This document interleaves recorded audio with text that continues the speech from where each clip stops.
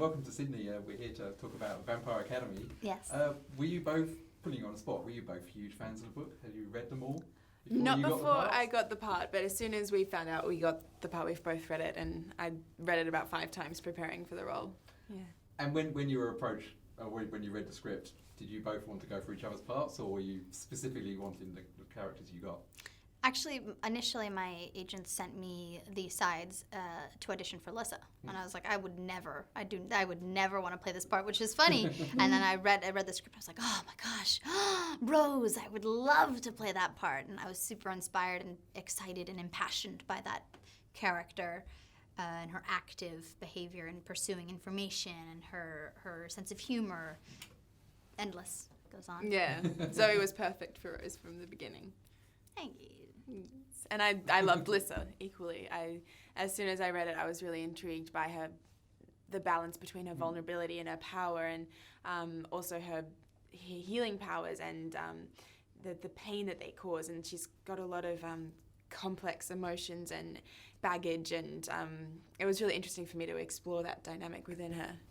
And obviously the film's all about the bond between your two characters, so did you have much time before you shot the film to get together and get to know each other before shooting started? I think time kind of feels a bit warped though with that situation. We only knew each other about a month or I guess we knew each other 3 months prior to shooting, but I was off training and we didn't necessarily see each other too much, but it's bizarre when you're thrown into such an experience as somebody else and you're in a very similar position. You understand what one another's going through, and specifically even not necessarily in our work life, both of us were there were a lot of life changes that we were both kind of going through at this time. So we got very close very quickly. Yeah, going through that journey together where you're with each other for so much of the day, and it's, you get to know everything about the habits and quirks, and you get to really know the deep beauty of it. You say you should never marry a person until you travel or live with them. Yes. You should never really trust a best friend until you travel or live with them. And I did that with her within the first couple months. We just knocked it right out of the park. Jumped right into it. So I guess then it was a pretty fun set to be on and a fun shoot.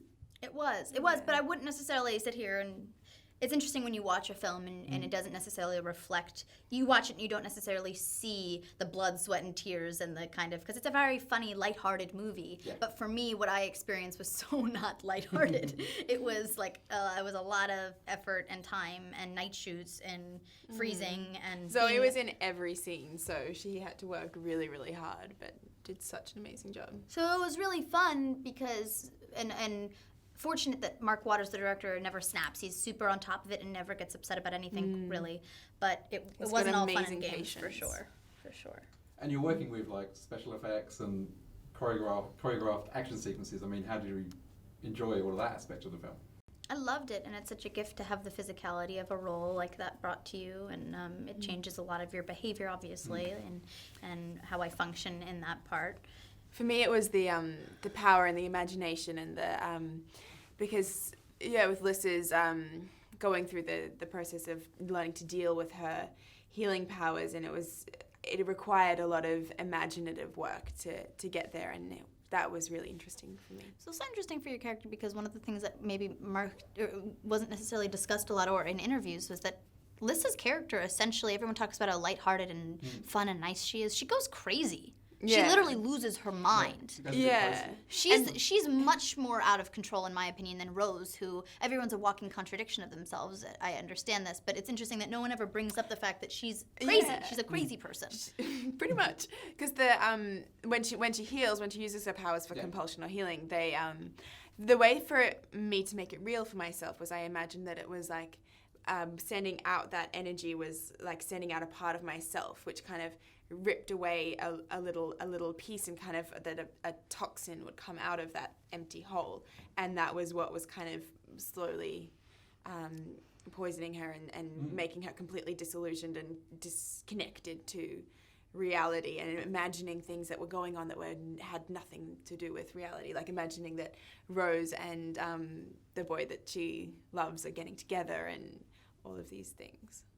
And also, you are playing a vampire, so you're biting people. So yeah, was that something you enjoyed? I loved biting Zoe. Who wouldn't?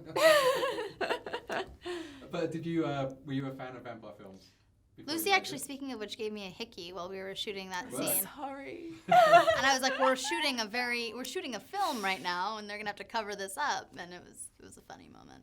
Yeah, It's like a it badge of honor. happened. It was all very exciting for me, particularly. Wow. Both of us. So, yeah,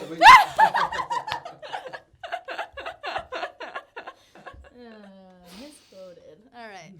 so favourite vampire in the movies? Favorite vampire? Brad Pitt in Interview with the Vampire.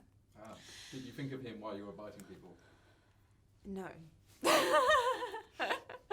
I didn't, but now that I'm thinking of it, I probably should have. What I loved about his character is the humanity of it, and I think that that's what Vampire Academy has. It's all about the humanity and the emotions, and he's battling with his struggle of not wanting to kill people, and that's what the Moroi vampires in Vampire Academy. They don't kill people; they take blood donations and they have this kind of creepy system of humans who come in and just donate blood and get supported by the vampire world.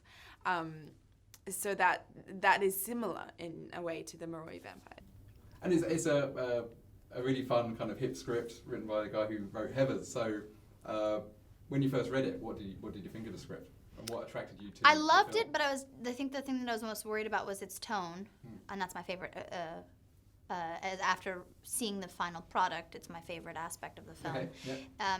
It definitely goes very far, and it's really specific kind of humor, which I was really curious how they were going to achieve it, and they did. When I watched the film, the only reason it really worked was because they didn't shy away from it in certain scenes. It was very consistently weird, the sense of humor, which I loved. As a teenage girl from America, I understand that kind of the lingo and the sarcasm as my own. Yeah, the fun and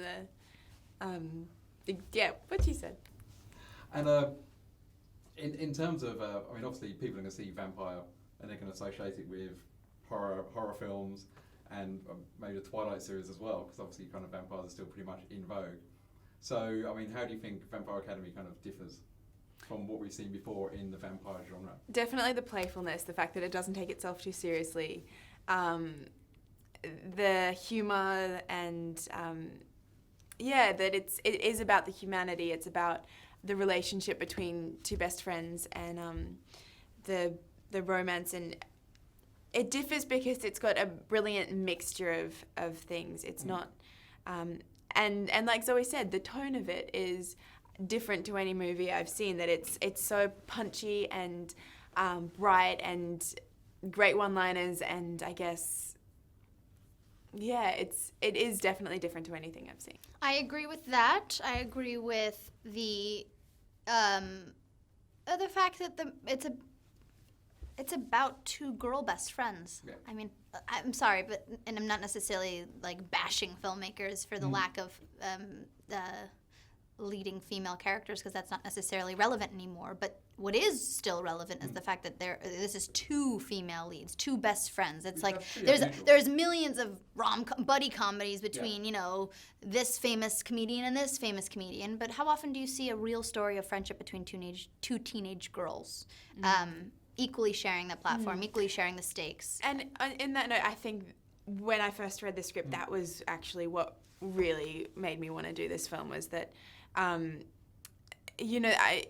growing up, you see a lot of great teenage movies where friendship is valued, but there's always some sort of a tension. Of course, there's a tension between Rose and Lissa when Lissa goes a bit nuts, but jealousy, right? You mean the kind of the love between these two girls, and that they will be there for each other no matter what happens, was what I really wanted to tell that story, because it's so important during high school and any time of your life to have true friends with you, and it points out what the importance of a true friend is. And Rose would do anything to protect Lissa and look after her, and in that, when Lissa's sane, she would do anything to protect Rose. And it's actually Lissa's love for Rose and feeling guilty that Rose is always going out there and getting hurt for her is what makes her use her powers that actually send her crazy. And obviously this Vampire Academy is based on a series of books. So are you hoping that this is going to carry on? I mean, do you want to play these characters again and again? We would love to. Yeah, that would be a dream.